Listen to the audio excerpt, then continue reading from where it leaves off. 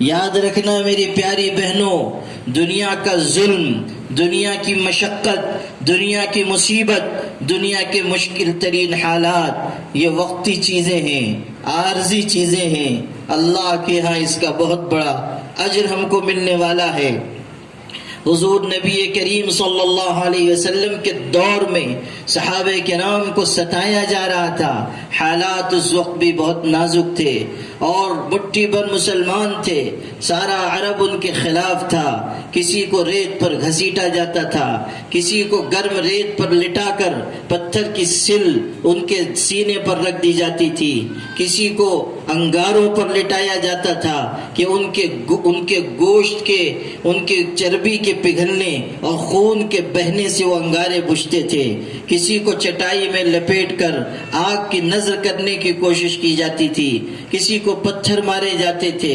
خود حضرت نبی کریم صلی اللہ علیہ وسلم کے راستے میں کانٹے بچھائے جا رہے ہیں، آپ پر نماز کی حالت میں اونٹ کی غلاظت لا کر ڈالی جا رہی ہے، بھرے بازار میں کہا جا رہا ہے اس شخص کی بات نہ سننا، یہ جھوٹا انسان ہے۔ دنیا کے سب سے سچے انسان کو جھوٹا کہہ کر پکارا جا رہا ہے، جادوگر کہا جا رہا ہے، شاعر کہا جا رہا ہے۔ کیا کیا تکلیفیں حضور صلی اللہ علیہ وسلم کو نہیں دی گئیں، کس کس طرح آپ کو ستایا گیا، آپ کی اولاد کو ستایا گیا، آپ کے ماننے والوں کو ستایا گیا۔ اس وقت جبکہ حالات بہت نازک تھے، حضرت عمار ابن یاسر رضی اللہ عنہ کے گھرانے پر بہت زیادہ ظلم ہو رہا تھا۔ ان کی والدہ حضرت سمیہ رضی اللہ عنہ کو شہید کیا گیا۔ یہ پہلی خاتون ہیں جن کا خون بہایا گیا، جن کو مشرکین نے مل کر حملہ کر کے شہید کیا۔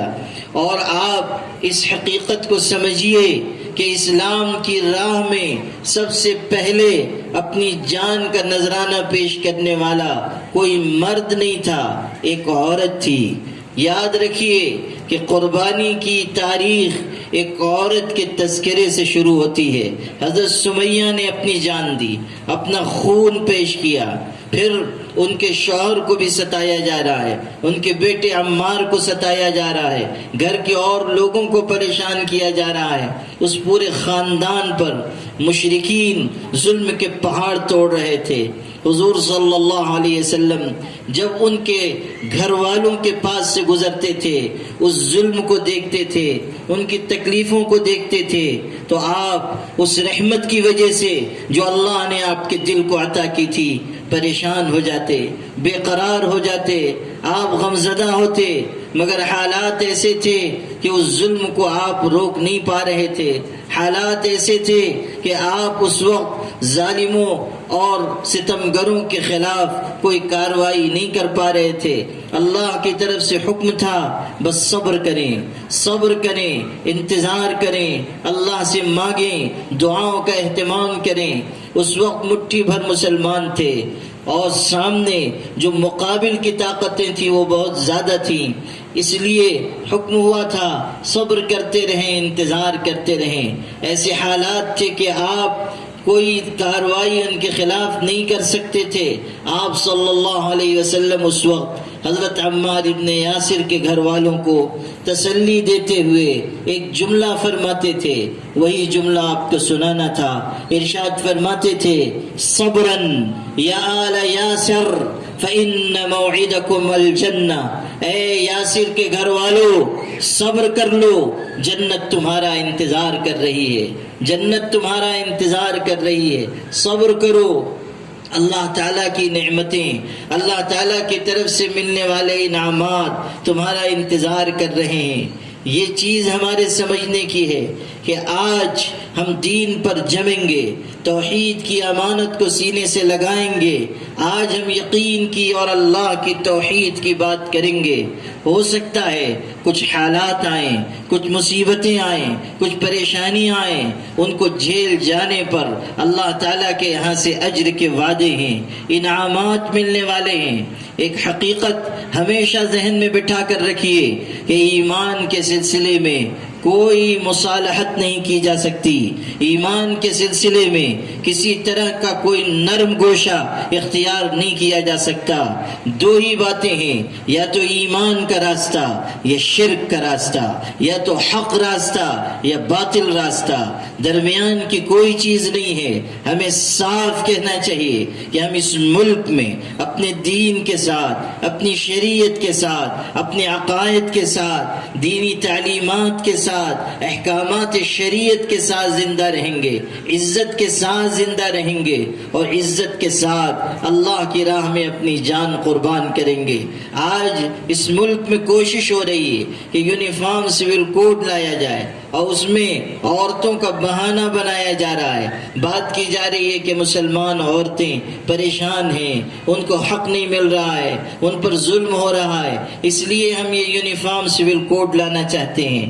آپ بہنوں کو طاقت کے ساتھ یہ بات کہنی چاہیے کہ ہمیں جو عزت اسلام نے دی ہے وہ کوئی نہیں دے سکتا، ہمیں جو حق دین نے دیا ہے کوئی نہیں دے سکتا، ہمارے لیے جو سہولتیں دین میں ہیں کوئی نہیں دے سکتا، ہمارے لیے جو حفاظت چہار دیواری میں ہے، پردے اور حجاب میں ہے، وہ کسی اور راستے سے نہیں مل سکتی۔ آپ صاف کہیں کہ عزت کی جو چادر سرکار دو عالم صلی اللہ علیہ وسلم نے ہمارے سروں پر ڈالی ہے، اس عزت کی چادر کے بعد ہمیں کسی کی عزت کی کوئی ضرورت نہیں ہے۔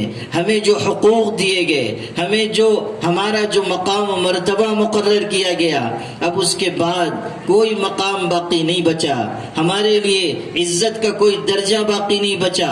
خود غور کر لیجئے، اس سے بڑھ کر عزت کسی عورت کے لیے کیا ہوگی کہ دنیا کی سب سے زیادہ سچی زبان نے اعلان کیا کہ اللہ کی بنائی ہوئی جنت ماں کے قدموں کے نیچے ہے، اللہ کی بنائی ہوئی جنت ماں کے قدموں کے نیچے ہے۔ غور کر لیجئے کہ حضور صلی اللہ علیہ وسلم نے جنت کو ماں کے قدموں کے نیچے قرار دیا، گویا کہ جسم، انسانی جسم کا جو سب سے نچلا حصہ ہے اس کے بارے میں فرمایا کہ جنت اس کے نیچے ہے۔ گویا کہ حضور بتا رہے ہیں کہ اللہ کی نگاہ میں اور اس کے رسول کی نگاہ میں ایک ماں کی ایسی عظمت ہے، ایسی عزت ہے، ایسا احترام ہے کہ اللہ کی بنائی ہوئی عالی شان جنت بھی اس کے جسم کے سب سے نچلے حصے کے بھی نیچے ہے۔ یہ ہے وہ عزت جو آپ کو عطا کی گئی، بیوی کی حیثیت میں آپ کو عزت دی گئی۔ حضور صلی اللہ علیہ وسلم نے فرمایا خیرکم خیرکم لأہلہ، تم میں سب سے بہترین انسان وہ ہے جو اپنے بیوی بچوں کے لیے بہترین ہو۔ آپ آخری خطبے میں ارشاد فرما رہے ہیں استوصوا بالنساء خیرا، او مسلمانوں، او قیامت تک آنے والی میری امت کے مردوں، سنو، تم سے میں یہ کہہ رہا ہوں کہ اپنی بیویوں کے ساتھ ہمیشہ اچھا سلوک کرنا، ان کا خیال رکھنا، ان کی دلجوئی کرنا، ان کی خواہشات کو پیش نظر رکھنا، ان کی تسلی کا سامان فراہم کرتے رہنا، ان کے حقوق ادا کرنا، نرم و نازک جذبات کا خیال رکھنا۔ فَإِنَّكُمْ اسْتَحْلَلْتُمْ فُرُوجَهُنَّ بِكَلِمَةِ اللَّهِ فَإِنَّكُمْ أَخَذْتُمُوهُنَّ بِأَمَانِ اللَّهِ وَاسْتَحْلَلْتُمْ فُرُوجَهُنَّ بِكَلِمَةِ اللَّهِ۔ آقا نے ارشاد فرمایا تھا کہ سنو، تمہیں یہ جو بیویاں ملی ہیں یہ اللہ کے نام کے ساتھ ملی ہیں۔ یہ جو مرد و عورت کا رشتہ قائم ہو رہا ہے، یہ جو میاں بیوی کا آپس میں رشتہ قائم ہو رہا ہے، یہ اللہ کے نام پر قائم ہو رہا ہے، قرآن پاک کی آیتوں کو پڑھ کر قائم ہو رہا ہے، حضور کی حدیثوں کو پڑھ کر قائم ہو رہا ہے۔